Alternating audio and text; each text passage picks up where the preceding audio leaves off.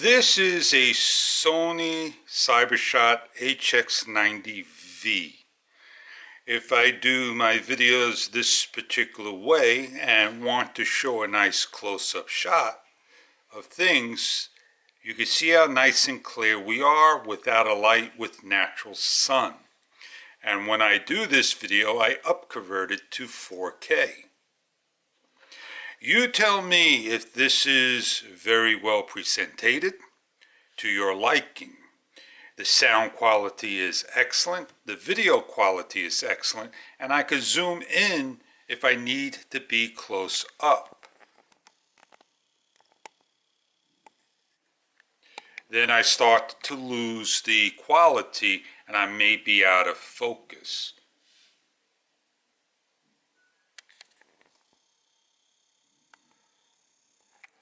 My next camera I am going to show is going to be a budget camera. And it's going to be this camera that is 4K. And this may do the job in the same distance I am, a hand's length above me. Let's get to that video and show you what it looks like. This is the Sony Cybershot HX90V that I was just filming on. As you can see, it's an awesome camera. This is the same exact shot.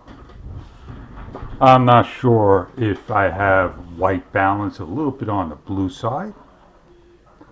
Getting a nice close-up shot indeed of the drone. And if I need to bring it close up, is it becoming out of focus? I can zoom in and crop in to get a better picture. Is the sound quality good? I'm about 8 inches away from the actual camera. I wonder how well this will perform against the DJI Osmo Action 3. What we're going to do next is show you that right now. Was the camera I shot my last video with. It's not a bad camera. You can see it's got a little bit of a blue. Now, what we're going to do now is show you the drone. I am on D-Warp. I'm not going to go lower my resolution for narrow.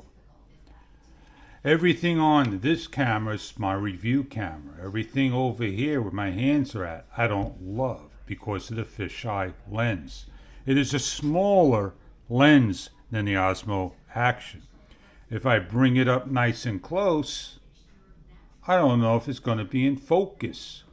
That's what people are saying. They hate the focus and they adjust their lens. Well, this is about trying to get the best shot, showing and sharing to all. And I am with just the internal sounds. I am now going to do my DJI Osmo Action that doesn't have that much focus on the sides. And that may be the better camera to use over the Osmo Action. And let's bring that camera out. That is the Osmo Action. It has a front screen, which I hardly touch the screen to use because it always has a screen lock. And it does a nice job with the USB-C wireless mic. This is the Osmo Action. Daylight is natural. You get to see the drone. If I need to bring it up nice and close, it's not going to lose much detail. I can always crop in my video and do a nice job sharing.